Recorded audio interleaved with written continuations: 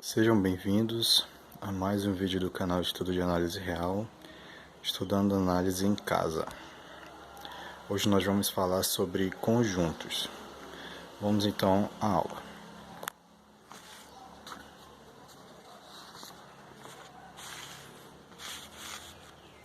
Primeiramente eu trago o conceito. O que é um conjunto? Um conjunto ou coleção é formado de objetos chamados seus elementos, sendo que a relação básica entre um objeto e um conjunto é a relação de pertinência. O que vem a ser pertinência?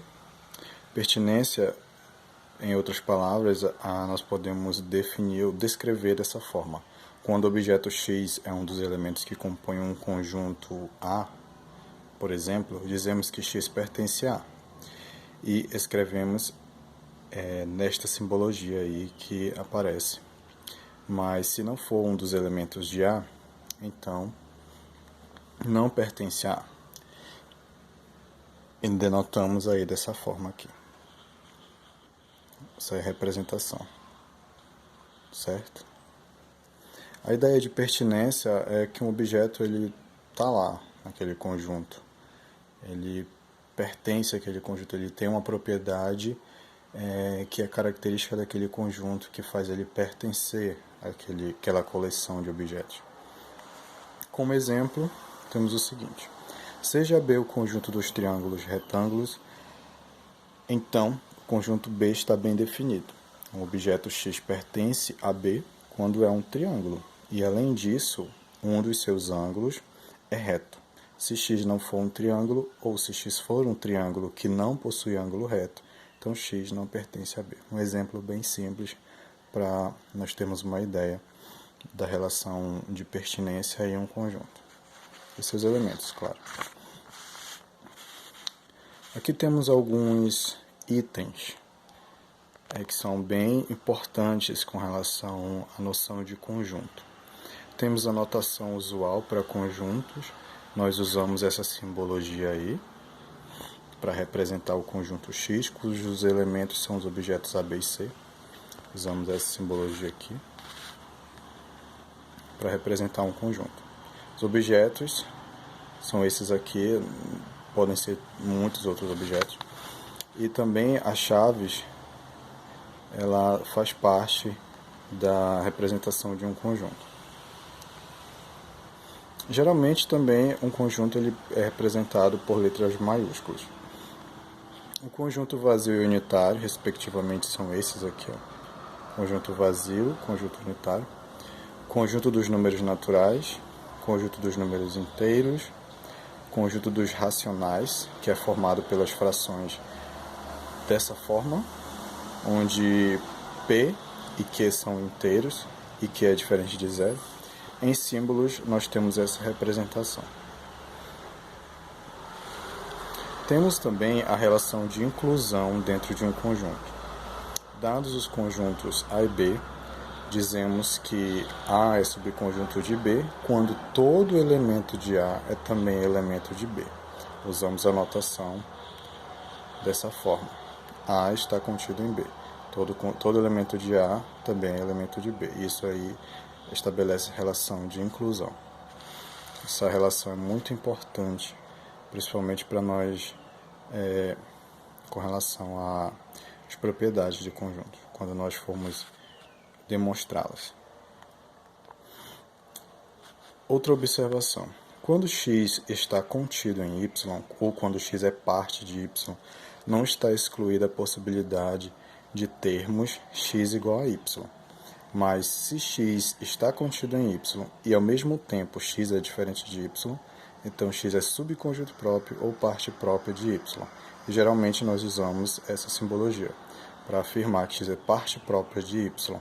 É só um pedaço, não é todo o y, porque se dois conjuntos são iguais, porque um está contido no outro. X está contido em y e y está contido em x.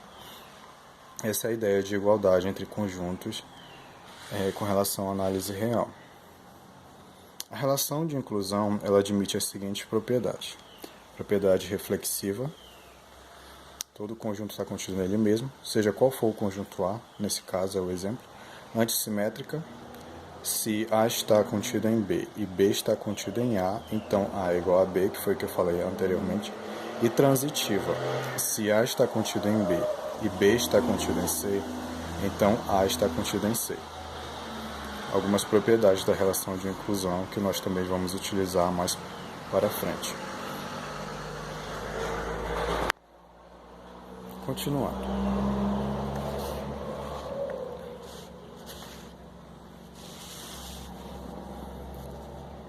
Sempre que quisermos provar que dois conjuntos, nesse caso A e B, são iguais, precisaremos demonstrar que A está contido em B e depois que B está contido em A.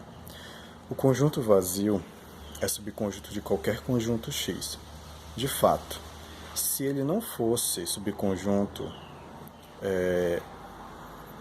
de X, existiria algum elemento no vazio, de modo que esse elemento não estaria em X, porque pela definição de inclusão, né, todo elemento de um conjunto está naquele outro conjunto, aliás. Logo, como não existe nenhum elemento X no próprio conjunto vazio, nós admitimos que o vazio está contido em X, seja qual for o conjunto X, certo? Vamos então para a reunião de conjuntos. Qual é a definição de reunião de conjuntos? A reunião de A e B é o conjunto representado por este símbolo aqui, formado pelos elementos de A mais os elementos de B, ou seja, representando simbolicamente dessa forma.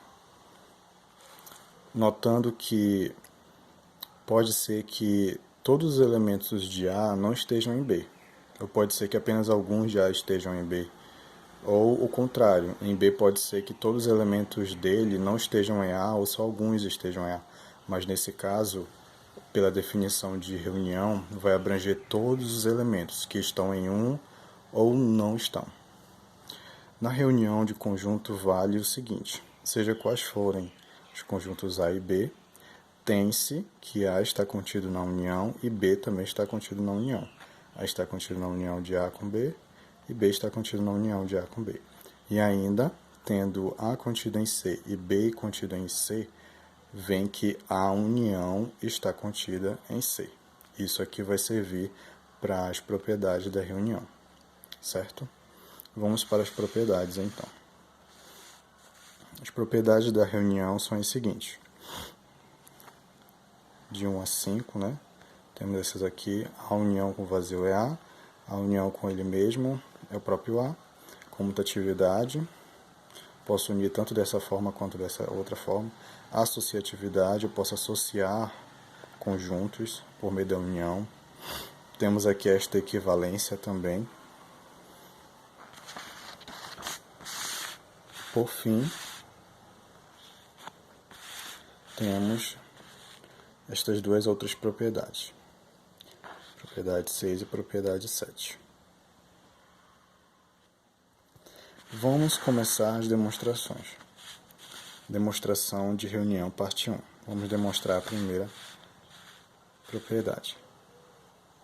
A primeira propriedade diz que quando eu uno um conjunto qualquer com um vazio, eu continuo com esse conjunto qualquer. A demonstração. Precisamos provar a dupla inclusão, que foi o que anteriormente nós vimos, né? Quando dois conjuntos são iguais, eu preciso mostrar que um está contido no outro. Ou seja, que a união com vazio está contida em A e A está contido em A união com vazio.